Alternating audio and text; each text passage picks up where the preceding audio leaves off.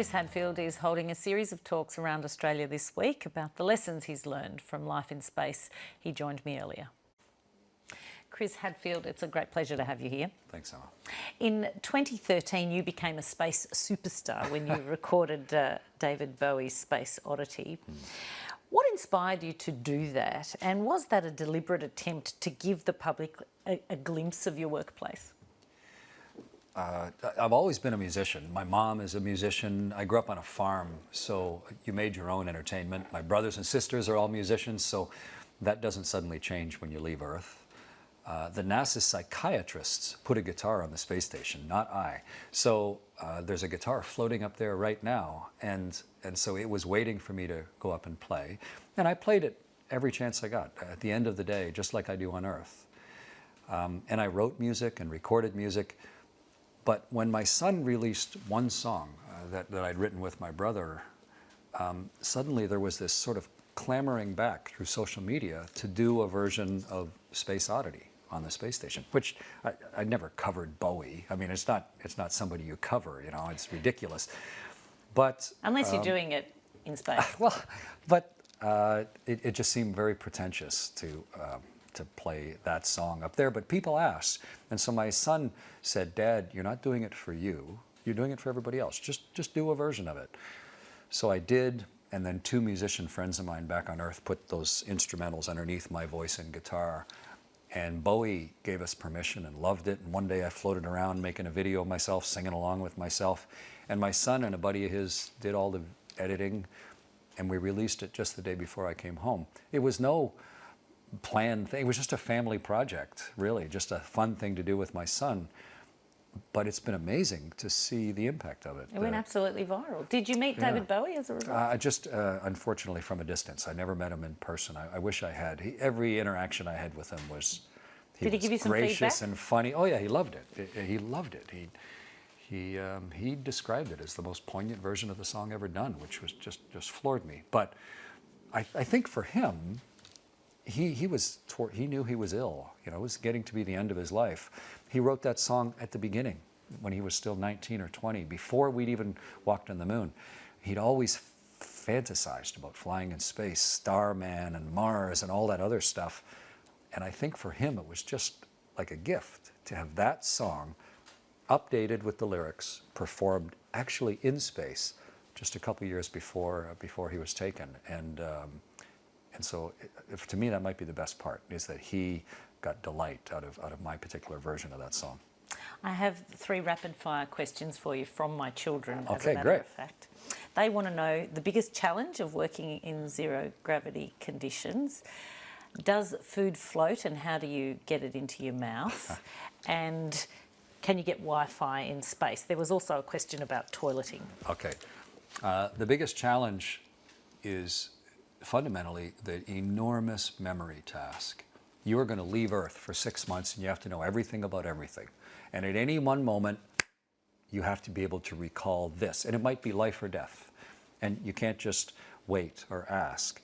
So it's years and years of honed, refining study and memorization and learning and preparation and simulation. So the hardest thing about being an astronaut is the immense memory task of it. But once you get to space, it's kind of the mundane, prosaic things that are like putting on your running shoes, your trainers or whatever. We have a treadmill up there, and you're held down by huge elastics so that you don't float away off the treadmill. And you wear running shoes to run on the treadmill. And for 6 months, I tried to float the 2 tennis shoes in space next to me, grab one, put it on, and then when I looked over that the other one would still be there. But the trouble is when you put on your shoe, and your kids are like this, you have 1 foot and 2 hands busy, and so there's nothing to keep you where you are. And by the time I would get that shoe done up, I would have drifted halfway through the capsule, and the shoe was gone every single time. So the simple little things become sometimes the hardest. Eating food, yeah, there's no oven, there's no microwave, so all we do is sort of heat a little packet or inject it and fill it with water. Then you very carefully open it and try not to have it float all around the room, or you end up with, you know, stew on the ceiling. And then you can dip your spoon in it and you can float it in front of you, which is great. And then in your mouth, early on, the NASA medical people were quite concerned that we would even maybe drown in our own spit. And that's why we flew animals first, to make sure that space environment was safe for life.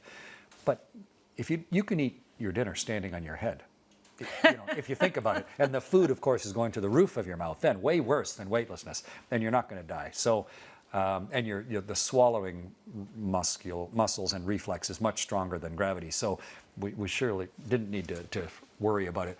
So eating works okay, but you can't burp in space. Your kids will like that too. The gas doesn't float to the top of your stomach. If you try and burp in space, you sort of throw up a little bit. So it's a little bit different.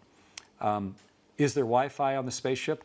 Yes, we have a wireless network on board the space station. All the laptops and computers are connected wirelessly to each other. But the hard part is connecting that wireless network back to Earth. And we do that, they're connected through a router that then attaches to a huge satellite dish that beams out to one of the satellites that's 22,000 miles away, and that relays the satellite down to a huge section of antennas on the ground that then runs through to Houston and then goes into mission control, and sitting on a desk in mission control is a computer hooked up to the internet. And that's how we get Wi-Fi on the station. You only have it for part of the day, but it's nice. It's a nice touch of home. I'm going to go to a video question now from an audience member, Trish Mitchell. Hi Chris, do you think we are the only sentient beings in the entire universe, or do you think there are extraterrestrials? We don't know the answer to Trish's question. We have not found life anywhere except from Earth, but we're looking. We have several robots driving around on Mars. We recently directed one of our satellites through the watery plumes that come off one of the moons of the outer planets, because there may be life in the oceans. We have ocean moons around other planets. Maybe there's basic life there. We've been looking at other stars, and we've found thousands and thousands of planets. And we also can count the galaxies of the universe, so we can start to get an idea of how many planets there are. And the number is so big, it's basically infinite. It's bigger than we can imagine. It's in the septillion kind of scale. And so I think there's infinite chance of life somewhere else. But sentient life, intelligent thinking life, I don't know. I statistically you'd think there is, but we haven't found any evidence yet, but we're looking. I've got another question about the mechanics of being in space. How do you sleep, and do you have to tie yourself down somehow with the pillow? When it's time to sleep on a spaceship, first you have to decide when is bedtime. If you go around the world 16 times a day and you see 16 sunrises a day, you have to arbitrarily choose some time zone. We chose Greenwich, the same as London. So when the Queen goes to bed, we go to bed. And I would go around and shut off all the lights on the spaceship so it felt like night. And we'd cover up the windows that were going to affect us. And then each person has a tiny little sleep pod where you can pull the door closed, and you have a few pictures of your family and a book or something to read in there. And then there's a sleeping bag tied to the wall, just sort of like a curtain, gently billowing. You float yourself into that sleeping bag and zip it up, and it has armholes, so your arms are around front. And then it's just tied to the wall with a shoelace. And you don't need a pillow, of course, because what would you pillow your head against? There's no force on your body. So you can then relax every muscle in your body.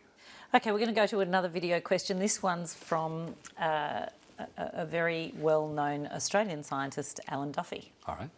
Robotic missions to explore our solar system are much cheaper than crewed missions. And I wonder if there's a potential mission that you can imagine where the science needs and justifies the expense and the danger of having a crewed mission versus a robotic one. Yeah, it's a fairly old question of and you were, in fact, the head of robotics at NASA for some time. I was the chief of robotics, for the NASA astronaut program. It's a fairly standard question. Robots are excellent sensors. If they want to know the temperature or the pressure or the chromatic color of something, but they're terrible interpreters, and they don't care at all what they see. So robots have a great purpose. use a robot to get to a place that we can't get to otherwise, to give us an indication of that place and decide, is this a place worth people going or not? But once we've decided this place is really interesting, then we go there. Then we make that part of the human experience. And to think that that the two are separate is just sort of a false assumption. Maybe a good example is the Taj Mahal. There's no reason ever to go to the Taj Mahal. You can get everything you ever are going to learn about the Taj Mahal robotically.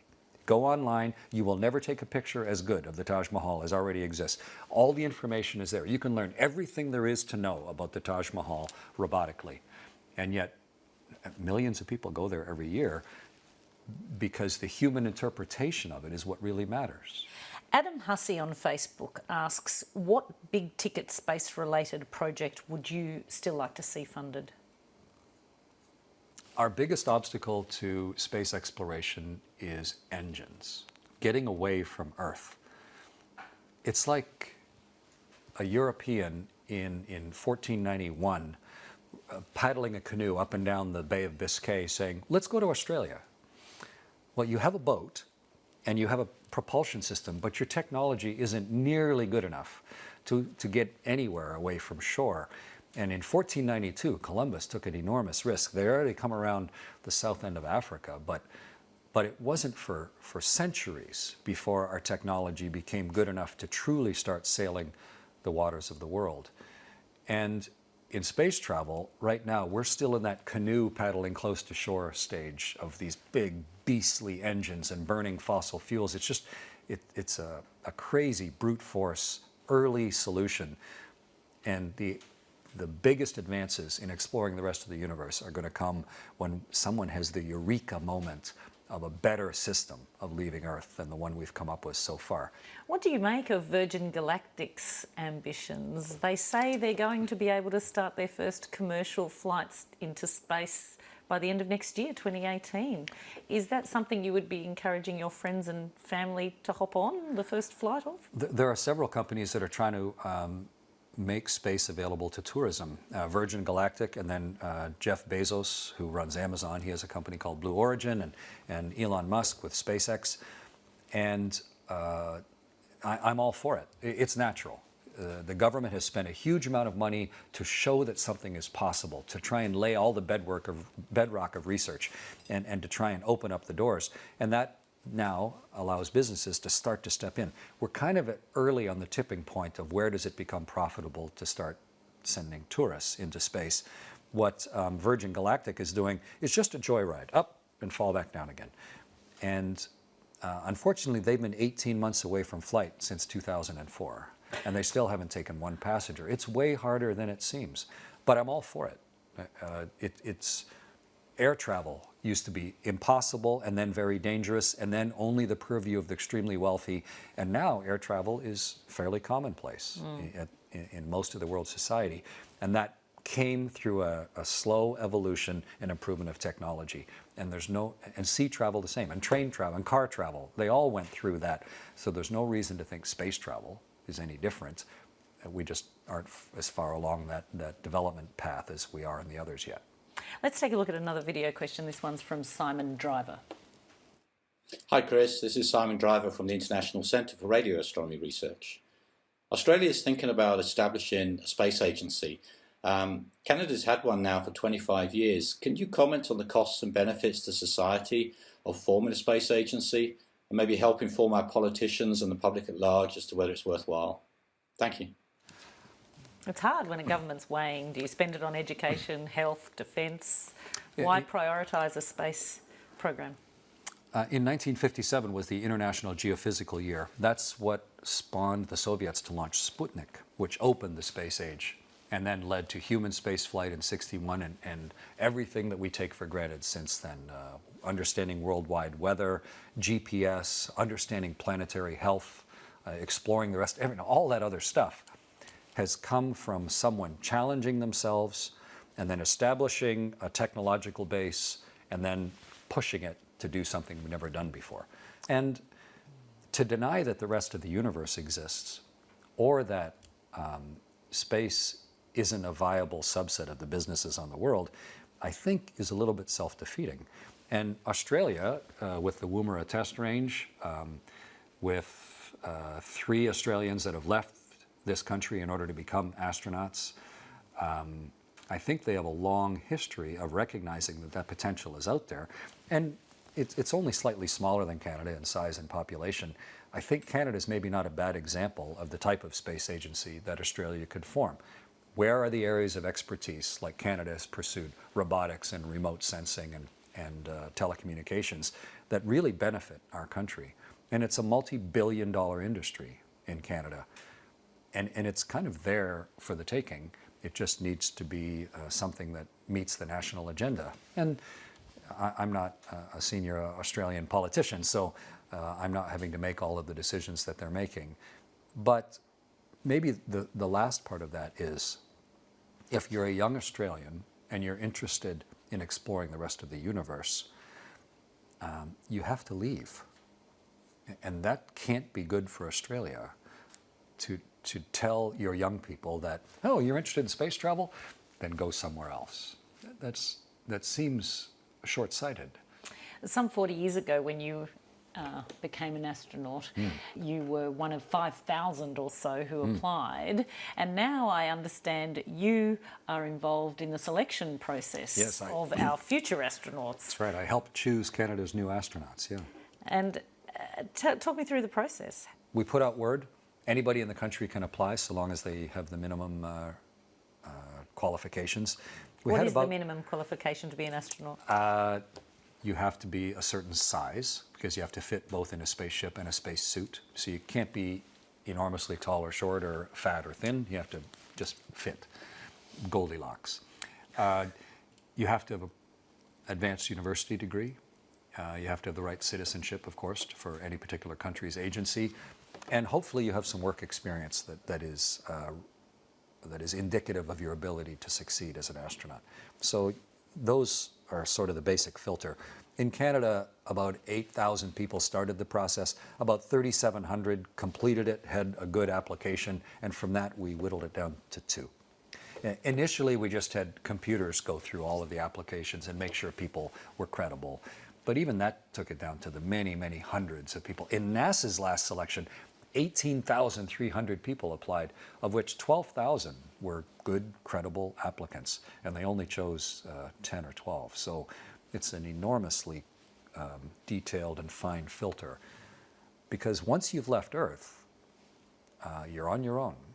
All of the skills that you might need on Earth, whether it's medical care or the mechanical parts of running a spaceship, or reprogramming all the computers, or running the experiments on board, or speaking to the Prime Minister, or everything, is this little microcosm of humanity. So we want to choose the people that have as broad and deep a set of talents and skills as possible. And fortunately, it attracts some amazing people. And that's another beauty of it. If you raise the bar high enough, there will always be a subset of the population that changes who they are to try and get over it. And that, I think, is one of the big benefits also. Chris Hadfield, I could have spoken to you all night, but sadly we're out of time. I thank you for giving us your company this evening. Pleasure. It's nice to speak with you. Thanks.